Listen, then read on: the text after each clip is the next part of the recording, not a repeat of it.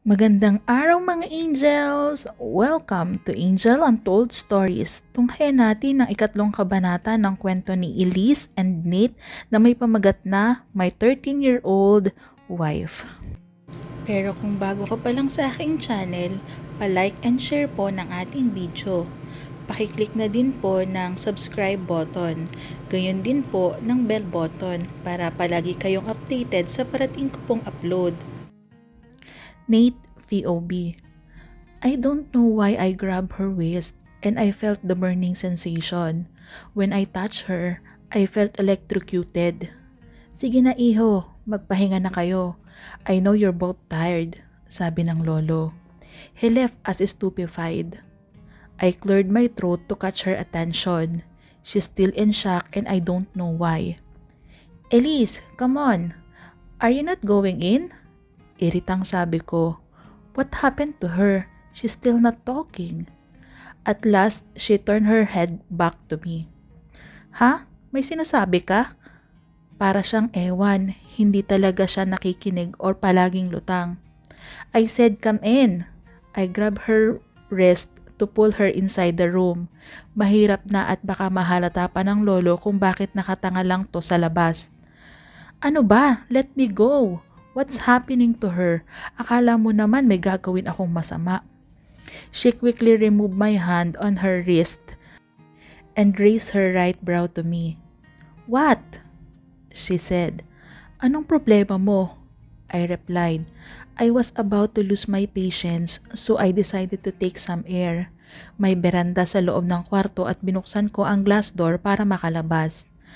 I gasped deeply while holding the railing of fences. It took so long for me to realize how was the marriage life is. We've been together for 3 years. 3 long years. Nilingon ko siya at wala ito. Inisip ko na baka naligo lang. Umupo muna ako sa upuan at isinandal ang aking ulo. I closed my eyes when suddenly her face appeared. I opened it widely. What's really happening to me? I shuddered my head and I gave her a glimpse. I saw her reading books with those bulky glasses. Our eyes met and I quickly glanced away from her eyes. Hindi to pwede, Nate. Bakit ka nagkakaganyan? I questioning myself why. I sighed deeply. Oh God, I need some drinks. I stood up and about to go. I stopped when she spoke to me. San punta mo? Ayokong sagutin yun. It's not comfortable here anymore. I have to leave before it's too late. She's my wife and I'm her husband. We're married. Ayokong gawin sa kanya ang ginagawa ng para sa mag-asawa lamang. No, this is not me. I'm not into her. But why the half of me is saying that I need her? I want her. I love. No, this is bullshit. I left her without any words and never gave a glimpse. Bumaba ako nang makita ko si Lolo. Nate, why are you still awake? I can't sleep, Lolo. I think we should have some drinks. Ala ko kahit nakita ko na siyang umiinom. Tumawa siya at ibinigay sa akin ng isa pang baso. Umupo ako at magkatapatan kami. So, how is Elise? Yeah, here we go again. He kept asking how is Elise. She's fine, nothing more, I said. Kaagad kong nilagok ang isang baso. Nate, I know everything. Nagulat ako sa sinabi ng lolo. Lolo? Tinapik niya ako sa balikat.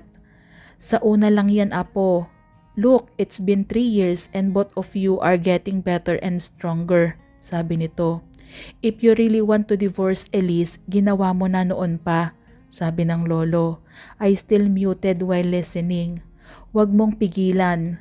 Buksan mo to. He pointed his index finger on my chest. I can feel my heart. I don't know why I feel like a teenager. Iba yung kaba sa dibdib ko. Huwag kang magmadali, malakas pa naman ang lolo. Pagbibiro niya. I look at him while he's still muted. Huwag kang gumaya sa akin na kapag huli na, doon lamang magsisisi. I know my Elise will be safe with you, my loving Elise. Nakangiti niyang sabi. Itinaas niya ang hawak na baso. Cheers! I smiled at him. Cheers! I said. Nagkukwentuhan lang kami ng lolo. Iba't ibang bagay. Siguro tumagal yon ng ilang oras hanggang sa mag-aya na siyang mauna na at matutulog. Naiwan akong mag-isa. I remember the last word he said. Umakyat ako para matulog na. Napahinto ako at dahan-dahan binuksan ang pinto. My eyes are looking for that little woman. Yes, she's a woman for me. Nakita ko siyang nakatulog na sa sofa. Bakit dyan ka natulog? I asked her, but still she's drowsing. Binuhat ko siya para ilipat sa kama. Pasaway ka talaga. Nate, ikaw ba yan? Napahinto ako nang banggitin niya ang pangalan. If she awake now, naguguluhan ako. I love you, Nate. Mahal na kita noon pa. Inihiga ko siya sa kama at pinakinggan ang mga sinasabi niya kahit nakapikit. Sweet dreams, my princess, my wife, I said and I kissed her right cheek. Lolo Clemente POV. Kamusta ka, Clemente? Napalingon ako sa bandang likuran ko. Esperanza, pwede ba akong maupo dito? Pinaupo ko siya sa tabi ko. Si Esperanza ang babaeng unang minahal ko. Asan si Ramon? Tanong ko. Ayun, nagpapahinga ng maaga rin kasi maaga siyang babangon bukas dahil may pasok sa pabrika. Hindi pa rin talaga nagbabago ang babaeng nasa harapan ko, si Esperanza. Hindi ko maiwasan hindi siya matingnan muli. Matagal ng panahon bago muli kami magtagpo. Magandang bata si Elise. Kamukhang-kamukha niya ang Senyora Elise, sabi ni Esperanza. Si Elise? Oo, siya ang napangasawa ko, si Elise Antoinette Lavidad. Kasunduan lang din ang namagitan sa amin. Kasintahan ko noon pa man si Esperanza nang ipagkasundo ako ng aking ama kay Antoinette, ang lola ni Elise. Hindi ko man lang pinaglaban si Esperanza dahil sa kagustuhan ng mga magulang ko. Ayoko silang ma-disappoint sa akin bilang anak nila. Hindi ko man lang ipinaglaban ang dapat ay sa akin ngayon. Matalik na kaibigan ko si Ramon. Kababata ko ito tulad ni Esperanza. Nang kami tuluyang maghiwalay at maikasal na ako kay Antoinette, ay binalita sa akin ni Ramon na naging miserable ang buhay nito. Gustuhin ko mang iwan si Antoinette ay hindi ko magagawa. Lubog noon sa pagkakautang ang pamilya namin sa mga Lavidad. Kung hindi pa sa tulong ng ama ni Antoinette ay hindi maisasalba ang kumpanya. Nasaktan ako nang malaman ang kalagayan ni Esperanza. Nasaktan akong malaman halos ikabaliw niya ang pag-iiwan ko. Anong magagawa ko? Mga bata pa kami ng mga oras na iyon. Anong magagawa ko? Mawawala ng parang bula ang lahat ng pinaghirapan ng angka namin. Si Antoinette, ang babaeng naging isang estranghera sa akin. Wala akong alam ni ano ang tungkol sa kanya nang maikasal kami. Sa loob ng aming pagsasamang dalawa ay hindi naging madali yon para sa akin. Gayong iba ang minamahal ko. Walang iba kundi si Esperanza. Pero doon ko lang nakumpirma. Doon ay nalaman kong titibok at titibok ang puso mo para sa iba. Doon ko nakumpirma na kaya kong mahalin si Antoinette. Sa 3 taong pagsasama namin, doon lang siya nabuntis. Paano nga ba siya mabubuntis agad kung palagi akong wala sa bahay at hiwalay ang aming tinutulugan? Ngunit dumating rin ang araw na natutunan ko siyang mahalin at ang pagmamahal na yon ay nagbunga. Namatay si Antoinette nang ipanganak si Heidi. Naging masakit para sa akin ang maaga niyang pagkawala sa amin. Lumipas ang araw, buwan at taon, ipinanganak ang apo kong si Elise. Naisipan ni Heidi na ipangalan sa bata ang pangalan ni Antoinette, ang kanyang ina, bilang pag-alala dito. Ngayon ay matanda na ako. Hindi ko lubos maisip na magkikita pa rin talaga kaming dalawa ni Esperanza. Hindi ko man maitatanggi na may puwang pa rin ito sa puso ko. Minahal ko siya, ngunit sa maling panahon. Minahal ko siya, ngunit hindi itinadhana. Clemente, ayos ka lang ba? Napukaw niya ang mahabang pagmumuni-muni ko. Hindi ko na malaya na nakaupo pa rin ito sa aking tabi. Esperanza? Banggit ko sa kanyang pangalan. Kay tagal na panahon, maraming nangyari ngunit babalik pa rin. Babalik at babalik pa rin ako dito sa tabi niya. Sana'y maging masaya kayo ni Ramon, nakangiti kong sabi. Bumukas man sa umpisa ang pagkagulat sa kanya, napawi naman yun agad at napangiti ito. Mahal ako ni Ramon, pinutol niya ang sasabihin. Napalingon ako sa gawin niya at nakita ko ang ngiti sa mga matang kay tagal na nagtago. Nakatingin siya sa kalangitan. Hinintay ko ang susunod na sasabihin nito. Matagal man, nagtiyaga ako. Mahal ko rin si Ramon, kaya makakaasa kang magiging masaya kaming dalawa. Sa sinasabi pa lamang niya ay nakaramdam ako ng tuwa, para bang may isang malaking tinik na nakatanggal sa akin dahil sa mga katagang iyon. Masaya na ako para sa kanila. Hangad ko lamang ay maging masaya si Esperanza. Si Esperanza, ang unang pag-ibig ko. Matapos naming mag-usap ay nagpaalam na rin itong umuwi. Hindi naman nalalayo ang bahay nila kaya't pumayag na ako. Hanggang sa muli, Esperanza.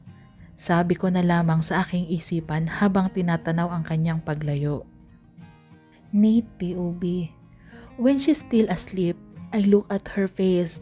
I touch the tip of her nose and her small lips. I want to caress her skin. She has a beautiful skin that every woman would wish for. Hindi ko na maintindihan ang sarili ko ngayon, but I know myself. I'm clever at getting what I wanted, and now I want Elise. Tumayo ako para mahimasmasan. Hindi tamang pagnasaan ang batang to. I slapped my face twice. Wake up, Nate. This is not you. Huminga ako ng malalim para mailabas ang init ng katawan ko. It's just because of alcohol and nothing else. Lalaki lang ako at may pangangailangan din. Malamig ang buong kwarto pero ang init-init ko. I hate the feeling of wanting her. Lumayo ako sa kanya, umupo ako sa sopa nang biglang tumunog ang phone ko. Dude, where are you? It's Saturday night. Kanina ka pa namin kinokontak. Napapikit ako ng mariin nang marinig ko ang maingay na boses ni Cloud. He's my best friend and he knows everything about me and Elise. Pass, busy ako. Busy again? Or are you babysitting your wife? He sarcastically said and laughed so hard. I stay silent while looking at Elise.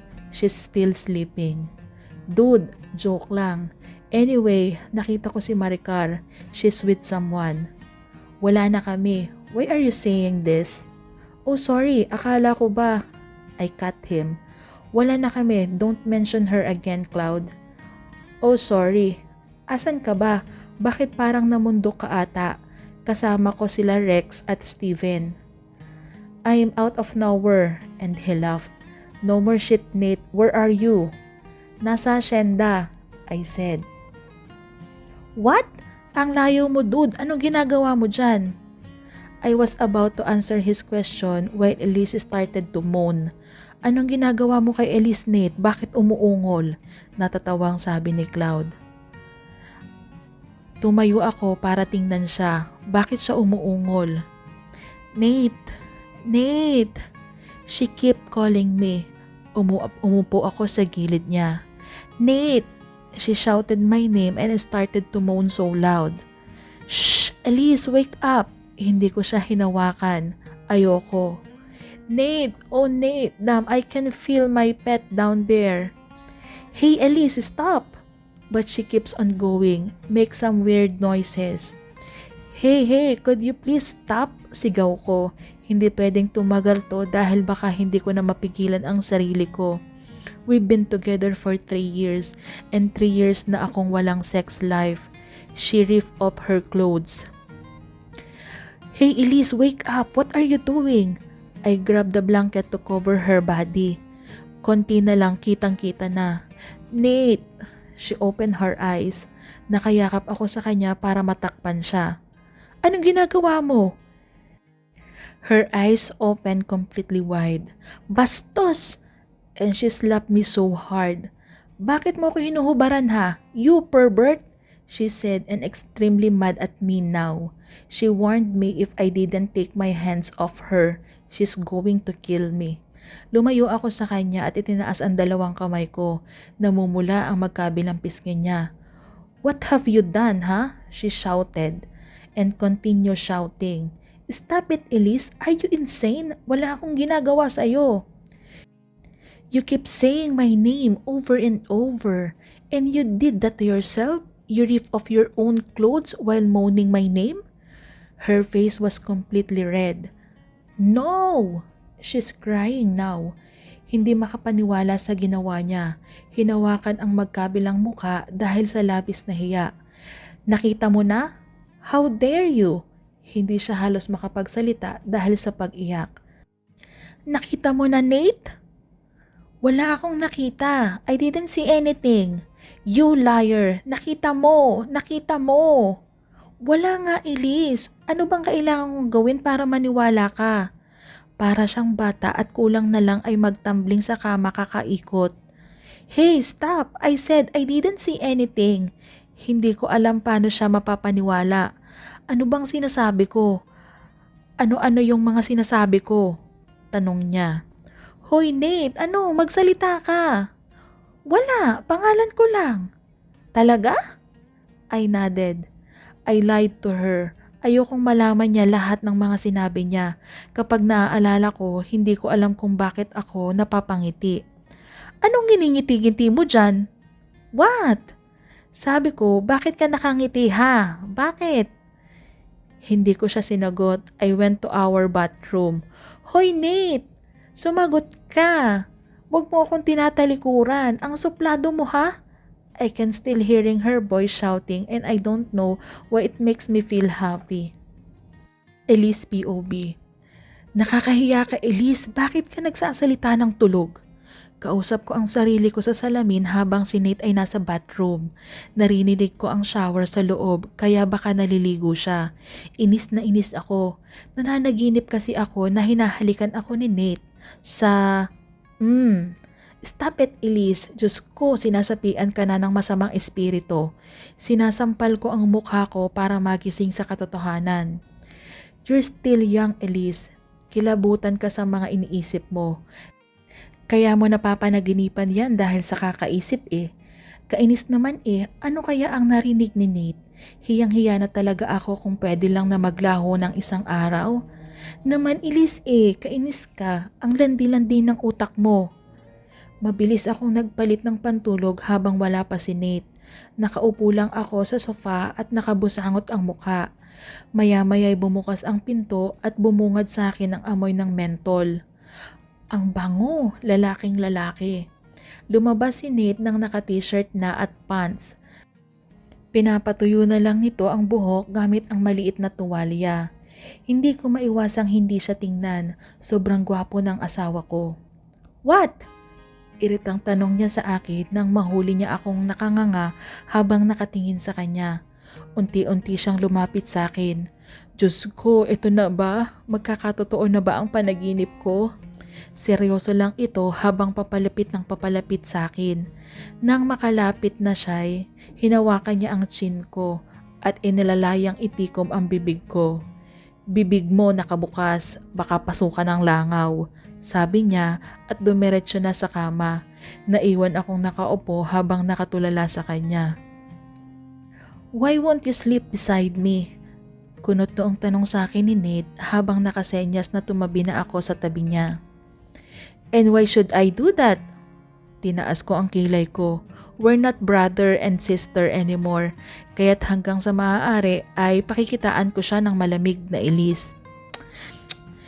"Okay, it's your choice," sabi nito at nahiga na tinalikuran ako.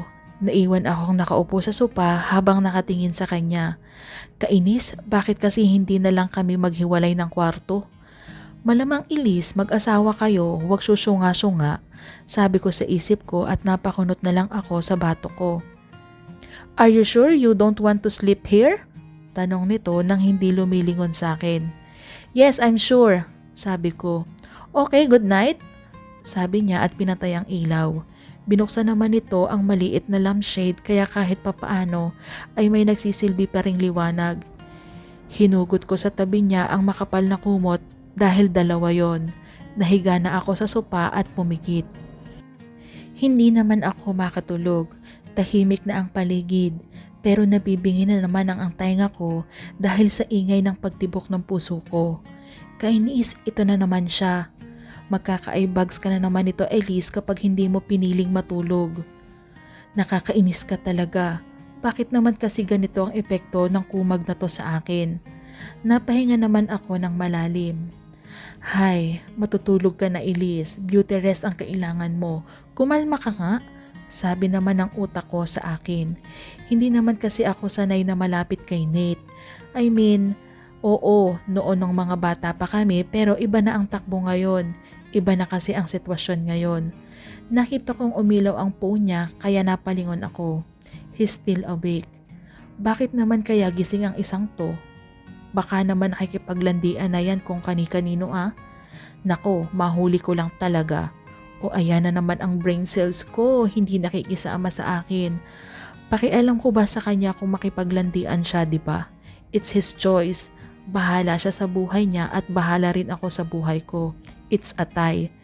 Pero mayroon at mayroon sa akin na naiinis ako. Para bang gusto kong kunin ang phone niya at itapon na lang mismo sa bintana. O di ba? Para tapos ang problema. Pero bakit ko naman gagawin yon? At the first place, I don't care for his personal life. Labas na ako doon. Pero makulit itong pag-iisip ko. Minsan nga natatakot ako dahil kung saan-saan nakakarating na dimensyon ang diwa ko. Yung utak ko lang talaga ang malakas ang imagination. Bigla-bigla naman akong nakaisip ng paraan para matulog na siya. Pero ano ba? Wala nga dapat akong pakialam sa kanya, di ba? Buhay niya yan. Labas na ako dyan. Sa kakaisip ng kung ano-ano ay hindi ko na malayang nakatulog na pala ako. Maya-maya pa'y nagising ako dahil sa napakalakas na kulog. Oo, biglang kumulog at namatay ang lampshade. Shit, nawalan ng power dahil pati ang aircon ay namatay. Tumayo ako dahil sa takot ko. Bukas ang malaking sliding door at sumasayaw ang puting kortina. Malakas ang hangin sa labas. Pakiramdam ko tuloy ay may nagmamasid sa akin kahit wala naman. Shit, Elise! Kakanood mo ng mga horror movies na yan, kaya ka nakapaparanoid. Nate? Tawag ko dito ngunit hindi sumasagot. Tulog na tulog siya kahit pa ang lakas ng ulan at kulog sa labas at sabayan mo pa ng kidlat. Nate, wake up! I'm scared! Tawag ko sa kanya habang yakap ko ang sarili ko. Yes, I'm scared of lightning and thunder. Piling ko kasi may lalabas na mumu. Umihip pa ang napakalakas na hangin at dahil do'y kumalabog ang bintana. Nanginginig ang tuhod ko at para akong natuod sa kinatatayuan ko. Ang anino ng mga sanga ng puno'y nagsasayawan dahil sa lakas ng hangin. May bagyo ba? Bakit ang sama bigla ng panahon? Tiningnan ko ang oras sa malaking wall clock na nakadikit sa pader. 3 AM na pala. Mas lalo akong kinilabutan dahil sa napanood kong horror movie. 3 AM lumalabas ang mga multo. Mahilig din sila sa malalamig na lugar at madilim. Napasigaw ako nang kumulog ng malakas. Hindi ko na kinaya at napatalon na ako sa takot mismo sa kama. Napabalikwas naman ang bangon si Nate at takang napatingin sa akin. Elise, what are you doing here? Nate, I'm scared. Umiiyak na sabi ko habang nakasiksik na doon sa dibdib niya. Narinig ko pa ang pagbuntong hininga niya ng malalim. He knows me well. Alam niyang takot ako sa madidilim na lugar. Alam niyang takot ako sa kulog at lalo na sa kidlat. Niyakap niya ako para kumalma. Umiiyak lang ako dahil sa takot. Shh! Wife, stop crying. I'm here. Sabi niya. Naalala ko bigla ang mga panahong tinatawag pa niya akong prinsesa, not wife. Pero ano ulit ang tawag niya sa akin ngayon? Wife, diba? Hindi ako pwedeng magkamali. Kumabog ng husto ang puso ko. He caressed my hair. Niyakap niya ako ng mahigpit. Biglang naudlot ang aking pagluha. Ang takot ko ay nawala ng parang bula at napalitan ito ng kilig. Yes, nakaramdam ako ng kilig sa asawa ko. Nate, my kuya Nate, my savior, my black knight, my Nate. He's my Nate, my husband, my protector, my Nate. He's my Nate, my loving husband. Wala na, nabibinga na ang tenga ko dahil sa bilis ng tibok ng puso ko. Kasabay ng pagtibok ng puso niya, ang bilis noon, ang lakas. Hiniga niya ako at kinimutan. Malamig pa rin kahit na nawala ng kuryente. Niyakap niya ako at hinalikan sa noo sabay sabing, "Let's sleep, don't be scared. I'm always here to protect you."